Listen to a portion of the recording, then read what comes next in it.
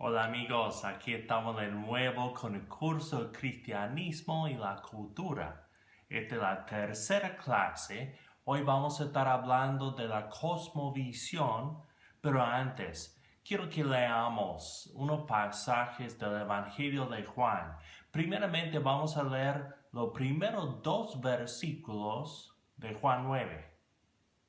Dice, mientras pasaba Jesús, vio a un hombre ciego de nacimiento, y sus discípulos le preguntaron diciendo, Rabí, ¿quién pecó, este o sus padres, para que naciera ciego?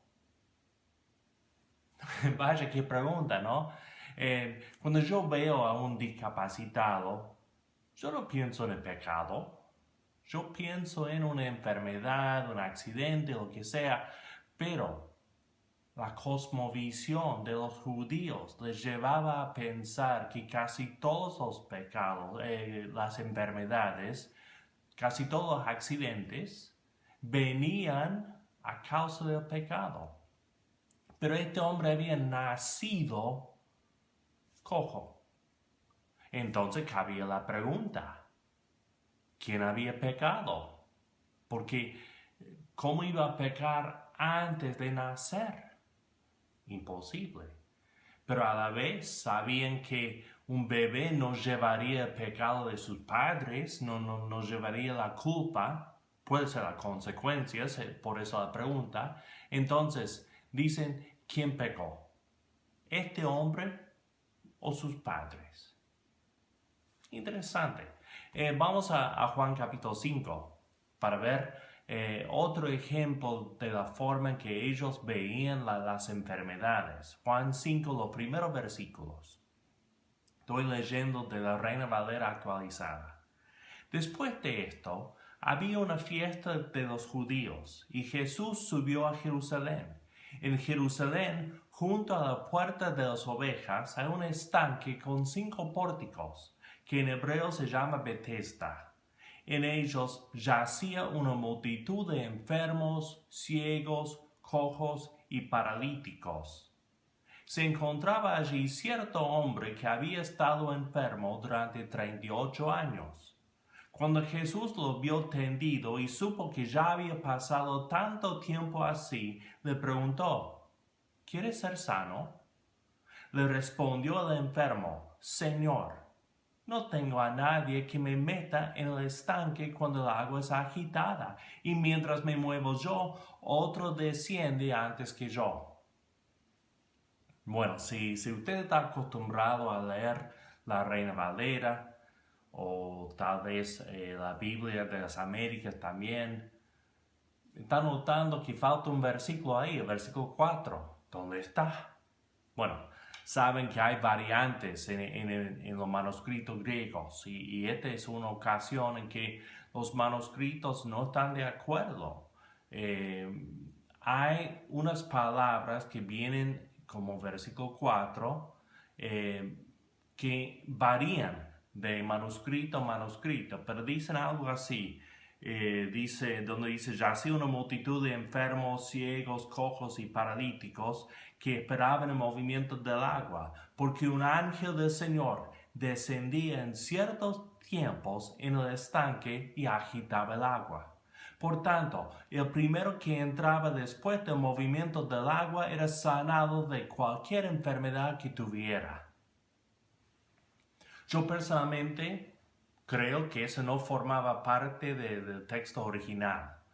Viendo variantes, viendo lo que dicen los eruditos, sobre todo sobre estos variantes, yo creo que esas palabras son una explicación que algún escriba agregó al texto. Lo más probable es que algún escriba había notado en el margen esta historia, esta leyenda, por decirlo así, esta tradición, mejor dicho, ¿no? Y que otro vino y lo puso en el texto, porque explica versículo 7, el hombre habla de que no puede llegar al agua primero y otro desciende antes que él. Ahora, desde el punto de vista occidental, No tiene nada que ver meterse en el agua con sanarse. Sobre todo meterse primero, ángel o no. Pero del punto de vista de los judíos tenía mucho sentido.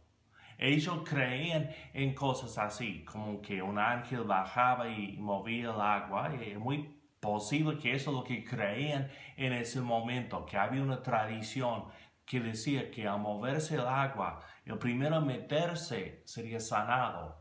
¿Pasaba eso? No sabemos. Posiblemente. Yo no estoy dudando de la palabra de Dios, estoy dudando de unos variantes y aún así eso no es el kit de la cuestión, ¿no? Lo que estamos viendo es esa actitud que dice que las enfermedades son espirituales y no físicas, más que nada, ¿no? Que este hombre, cuando habla de sanarse, habla de necesitar la ayuda de algo sobrenatural, ¿no? Interesante. Vamos a hacer una oración. Padre, mientras que entramos en este tema de la cosmovisión, queremos pedir tu guía, pedir que nos ayudes a comprender este tema porque puede ser importante para comprender a la gente. Pedimos, oh Padre, que tengamos tus enseñanzas hoy y no solamente las mías. En el nombre de Jesús. Amén.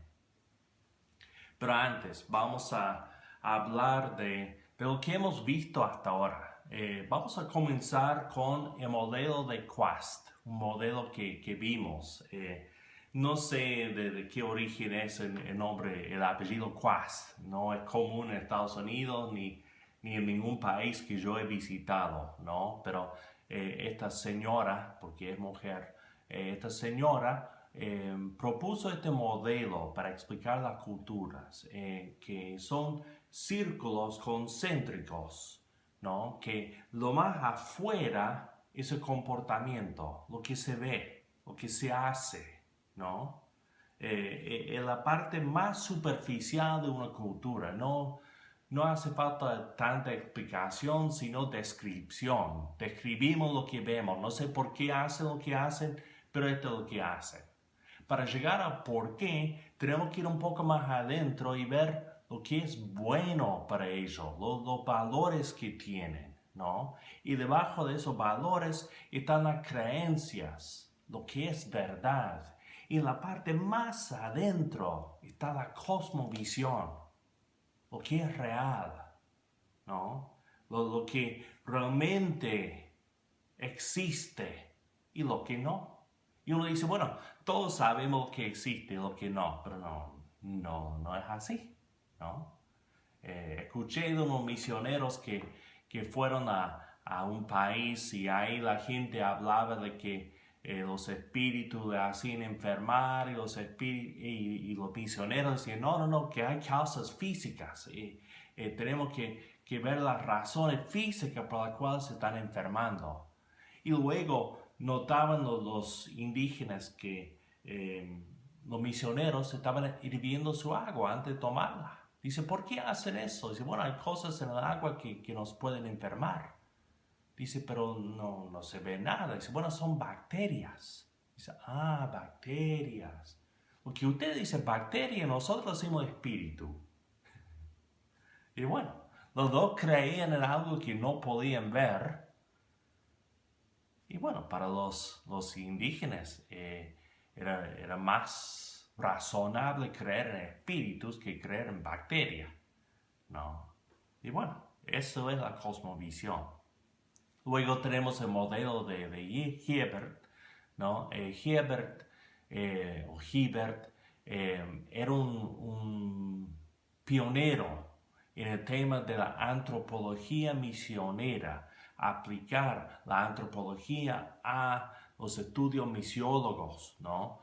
Entonces, la misiología.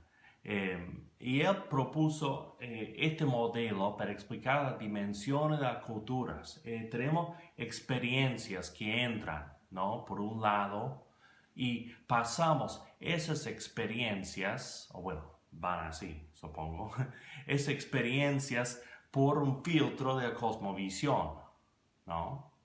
Y ese filtro se compone de tres partes. La cosmovisión se compone de tres partes: creencias, sentimientos y valores. Y esas tres partes se afectan entre sí. Nuestras creencias afectan nuestros valores y nuestros valores afectan nuestras creencias y nuestros sentimientos afectan a los dos y los dos afectan a nuestros sentimientos. Hay culturas que se basan en la vergüenza y otras que se basan en la culpa. Y bueno, dependiendo de esos valores, eso puede afectar mucho cómo nos sentimos después de hacer algo mal, ¿no? Algo malo, ¿no? Cuando hacemos algo malo, si nadie lo descubre y estamos en una sociedad que empatiza la vergüenza, si nadie lo descubre no hay vergüenza y no me siento mal. Pero si estoy en una sociedad de la culpa, aunque nadie lo vea, me siento culpable, ¿no? Entonces, esas tres cosas se van intercambiando, afectándose entre sí y producen decisiones.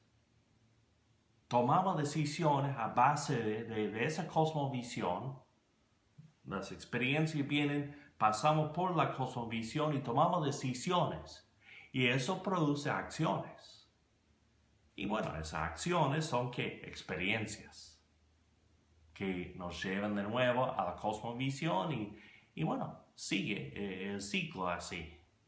Entonces, ese modelo Hibbert, para el parcial que vamos a tener dentro de poco, necesitan conocer bien el modelo de Quast y el modelo de Hibbert. Necesita poder dibujarlo, necesita poder poner las etiquetas, ¿no?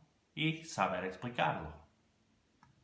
Luego hablamos de la Torre de Babel, como Dios ahí confundió los idiomas y ayudó a la gente a separarse en naciones. Y hablamos de que eso no era castigo, sino un momento de gracia, que según Hechos 17, 26 y 27, Dios puso a los hombres en distintos lugares para que ellos lo buscaran a Él, ¿no? Entonces es un momento de gracia, ayudando a la humanidad a buscarle a Dios. Buscarlo a Dios. Bueno, tenemos después el concepto básico de la cultura. Eso hablamos la vez pasada. Unos puntos principales. Primeramente, Dios es creador de las culturas. La Torre de Babel nos dice que Dios separó a las personas en distintas regiones con distintos idiomas, que no solamente surgió de la humanidad, sino que Dios dispuso así. Pero toda cultura lleva la influencia del pecado. Vivimos en un mundo caído y toda cultura ha sido afectada, ¿no? Entonces tenemos esa influencia del pecado, pero toda cultura retiene algo de la imagen de Dios. Tiene la influencia del pecado, pero todavía retiene algo de la imagen de Dios. Entonces tenemos que evaluar cada cultura así, que hay cosas buenas, cosas malas, cosas divinas y cosas mundanas, ¿no? Y los cristianos son afectados por su cultura, somos afectados por nuestra cultura, no podemos escapar de eso. Somos como los pececitos en su pecera, ¿no? Que no están en el agua y están rodeados del agua y viven en el agua y el agua casi parte de ellos. Bueno, nuestra cultura es así, somos afectados, queremos o no, pero buscamos ser guiados por Jesucristo.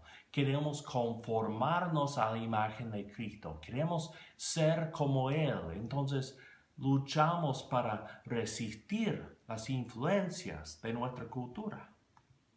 Y por último, a causa de todo eso, tenemos que evaluar cada aspecto de nuestra cultura bajo la sombra de la cruz. Lo comparamos con Cristo, lo comparamos con su sacrificio en la cruz para ver si es algo cristiano o si es del mundo. Entonces, Eso es lo que hemos visto hasta ahora. Ahora, hoy queremos hablar de la cosmovisión. La cosmovisión, la forma en que vemos el mundo. Cuando los antropólogos, los sociólogos, los europeos sobre todo, comenzaron a estudiar las distintas culturas, las categorizaban como primitivas o civilizadas. Primitiva o civilizada. Estas son como nosotros, son civilizados, son distintos, son primitivos. Básicamente era así, ¿no? O hablaban de culturas lógicas y prelógicas, ¿no? Decían que esta cultura todavía no han aprendido a usar la lógica. Pero ¿qué pasa? Estos investigadores estaban usando su propia cultura como la base, como la regla, la norma. Entonces juzgaban a las otras culturas a base de su cultura. Eso se llama etnocentrismo. Etnocentrismo. Etnos como étnico, el pueblo, centrado en mi pueblo, en mi cultura. Donde yo veo todo lo que hacemos nosotros como lo correcto. Y todo lo que hacen los demás es extraño y malo muchas veces, ¿no? Entonces, ese etnocentrismo era algo que perjudicaba a estos estudios culturales. Y con el paso del tiempo, a la vez que iban avanzando los estudios, iban conociendo más culturas, se daban cuenta que lo que estaban viendo no eran culturas malas y buenas, sino culturas diferentes, distintas. Entonces buscaban un término más neutro y comenzaron a hablar de la cosmovisión. Ahora, algunos han notado que el término cosmovisión refleja cierta cosmovisión, porque muchas culturas del mundo dependen más de la audición de lo que hacen de la vista. Entonces, podría ser cosmoaudición, ¿no? Pero como las culturas donde se escribe y se lee dependen más de la vista, esa cultura, de ahí venían los investigadores y ellos hablaban de cosmovisión. Pero las culturas que todavía no dependen de la lectura y del escribir, ellos dependen más de la audición. Entonces, ya vemos los prejuicios, pero todo eso es de la cosmovisión. La cosmovisión es lo que tomamos por dado, ¿no? Lo que aceptamos como es así. Y sabemos que es así, no tenemos que probarlo, que ya sabemos que así funciona.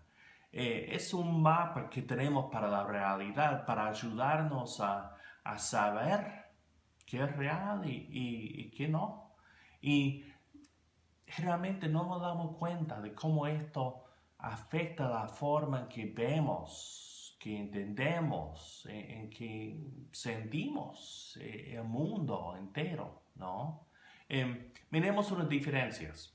Por ejemplo, el mundo occidental, por lo general, cree que fuera de nosotros, fuera de nuestros cuerpos, de nuestro ser, existe un mundo real que se puede tocar, ¿no? Que es un mundo físico que existe. Pero hay culturas que no lo ven así. Los hindúes ortodoxos creen que todo lo que percibimos es tan subjetivo que la única realidad que podemos confirmar somos nosotros. Y el resto es algo que hemos creado en nuestra mente a base de lo que estamos viendo. Y eso varía para cada persona. No hay una verdad objetiva ahí afuera. No hay un mundo físico objetivo. Todo está por dentro. Y si yo quiero conocer las verdades más profundas, no las conozco por investigación, sino por meditación, por mirar adentro, ¿no? Una gran diferencia. Nuestra cultura, por lo general, nuestra sociedad ve el tiempo como algo lineal, que tiene un principio, tiene un fin. Mientras que la cultura que cree en la reencarnación lo ven como algo cíclico, ¿no?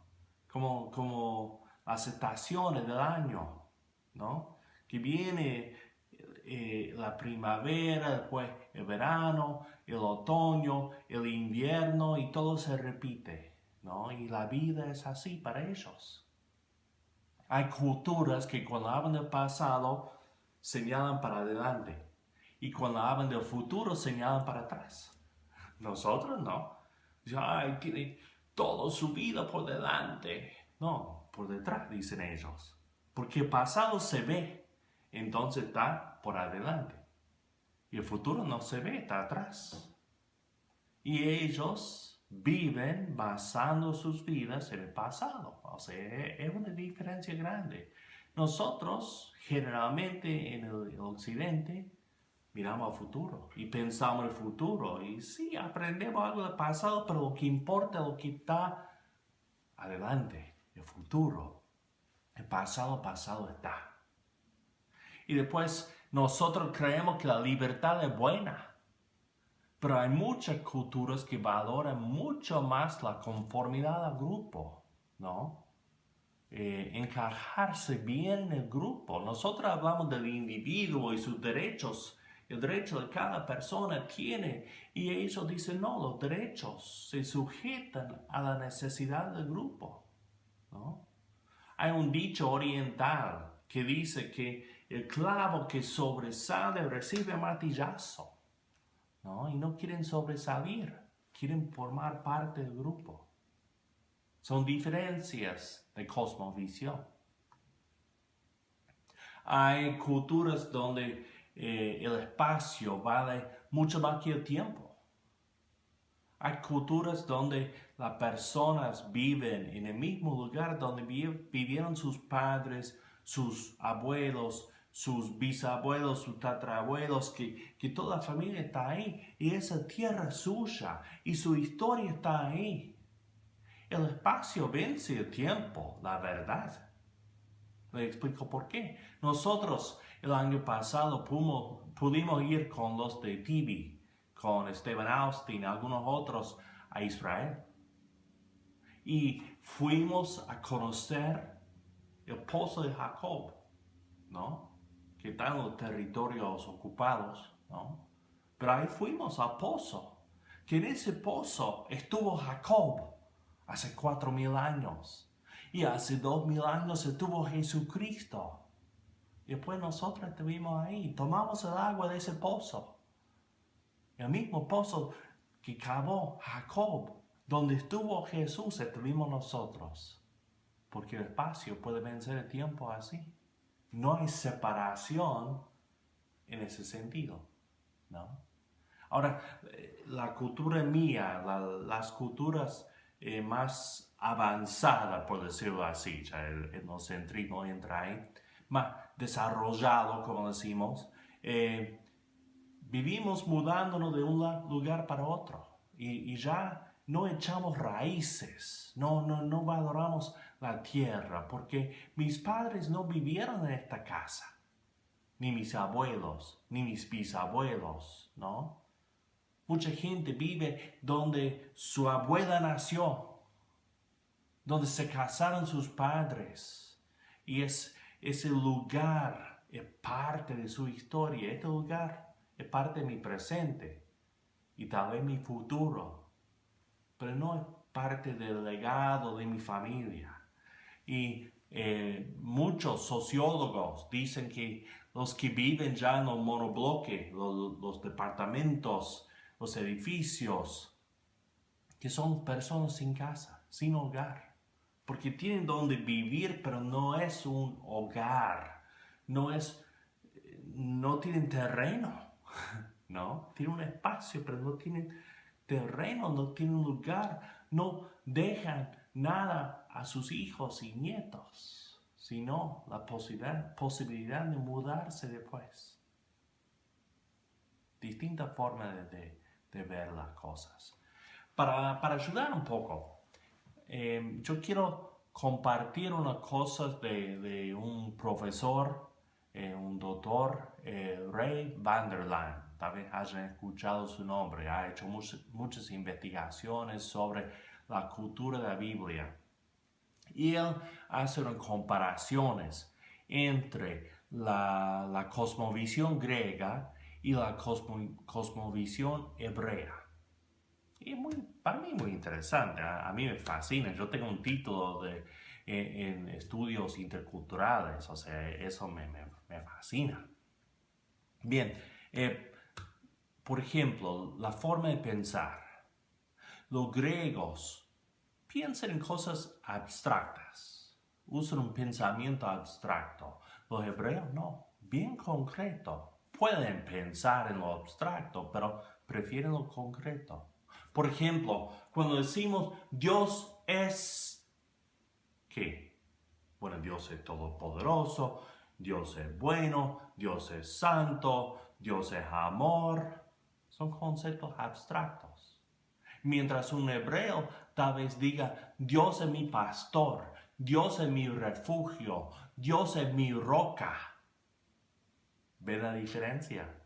Son cosas que se pueden ver, que se pueden dibujar. Se puede dibujar una roca. No se puede dibujar omnisciencia, ¿no? Ni se puede dibujar amor. Unos corazones, pero eso no es amor, es un corazón, ¿no? Los griegos usan la prosa. Los hebreos usan mucho la poesía. Si leen los profetas y si ven Apocalipsis y tantos libros de la Biblia, hay mucha poesía ahí. Porque los hebreos se expresan mejor con la poesía. Los griegos utilizaban más la prosa. Los griegos usaban bosquejos y listas y ponían todo 1, 2, 3, A, B. Los hebreos no, iban de allá para acá. El libro de Santiago es un libro muy hebreo. A mí me vuelve loco. Yo trato de hacer un bosquejo de Santiago y no puedo. ¿Por qué? Porque salta de un tema a otro y no hay conexión. Pablo por ahí es griego, por ahí es judío, que así vivía él. Pero son distintas formas. Los hebreos usan más imágenes y simbolismo. De nuevo, señalo el libro de Apocalipsis, un libro muy hebreo, escrito en un griego por uno que pensaba en hebreo. El griego me dice malísimo, ¿no? O sea, refleja la influencia del hebreo, ¿no? Y ahí vemos las imágenes y símbolos que a ellos les gustaban, ¿no? Los números para los hebreos son más bien un símbolo. Siempre hablan de 3 días y 3 noches, 40 días y 40 noches. No vienen así. Si usted hace algún tour, le van a vender un tour de 8 noches y 7 días. Porque así vivimos. Es muy raro tener todo par así. Pero ellos siempre ponían pares.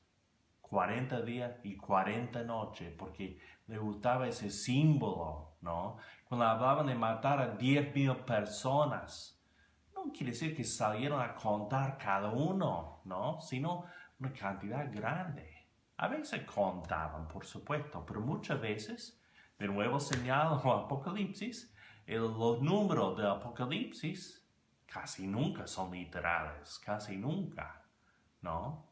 Porque no es su forma de pensar, pero para los griegos sí. Veamos los conceptos de la vida. Los griegos enfatizaban el individuo, ¿no? Como hacemos hoy en día. Mientras que los hebreos más la comunidad. Y debo señalar que nosotros nos hemos criado bajo un sistema griego más que nada. Si fuimos a la escuela en el occidente, estudiamos en una forma griega que vino por los romanos, ¿no? Porque ellos absorbieron todo lo que era la cultura griega y lo pasaron después a los lugares donde conquistaron toda Europa, ¿no? Y llegó a nosotros por esa vía. Entonces, mucho de eso vamos a ver que somos más griegos que hebreos. Para los griegos, el reino de Dios está ahí afuera, y los hebreos dicen que el reino de Dios ya empezó. Vino el rey, está el reino, estamos en el reino. Y la vida eterna es una vida en relación con Dios. Mientras que los griegos decían que la vida eterna viene después de esta vida. Para los griegos, la verdad máxima es la ciencia y la lógica, ¿no? Y eso vemos en nuestro mundo, ¿no? Pero para los hebreos no. La verdad máxima es la verdad religiosa. Y la ciencia se juzga a base de la religión y no viceversa, ¿no? La creencia viene por la lógica para los griegos, viene por la experiencia para los hebreos, ¿no? Y los griegos tienen interés en cómo se hacen las cosas en la Biblia. Los hebreos no. ¿Quién lo hizo y qué se hizo?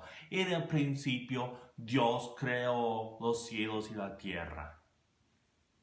¿Cómo? No sé. No me importa, dice un hebreo. ¿Fue por el Big Bang? ¿Fue por la evolución? ¿Cómo se hizo? No me importa. Dios lo hizo. La creación lo hizo Dios. Dios es creador. Punto. Son intereses distintos, ¿no?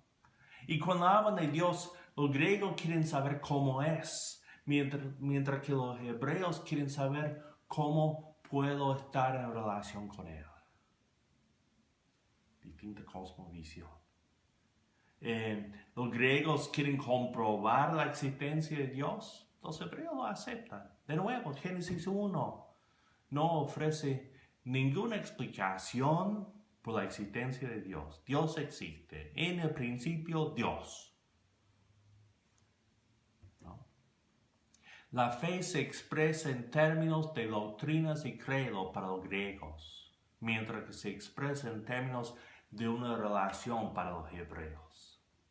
Entonces, son distintas formas de ver el mundo y eso tenemos que reconocer que al estudiar la Biblia traemos una mentalidad griega a escritos que normalmente son más bien hebreos. Entonces estamos viendo algo distinto, ¿no? De una forma distinta. Es la cosmovisión. En la clase que viene vamos a terminar de ver cómo es la cosmovisión. Vamos a hablar de una cosmovisión bíblica. Y luego les voy a dar un repaso para el parcial, el examen parcial que vamos a tener después de esa clase. Entonces son una clase más y después el examen, el parcial. Y bueno, voy a tratar de prepararlo bien para hacerlo. No va a ser difícil. Más que nada un momento para mostrar lo que han aprendido hasta ahora. Así que vamos a seguir con este curso de cristianismo y la cultura en la próxima clase. Dios le bendiga.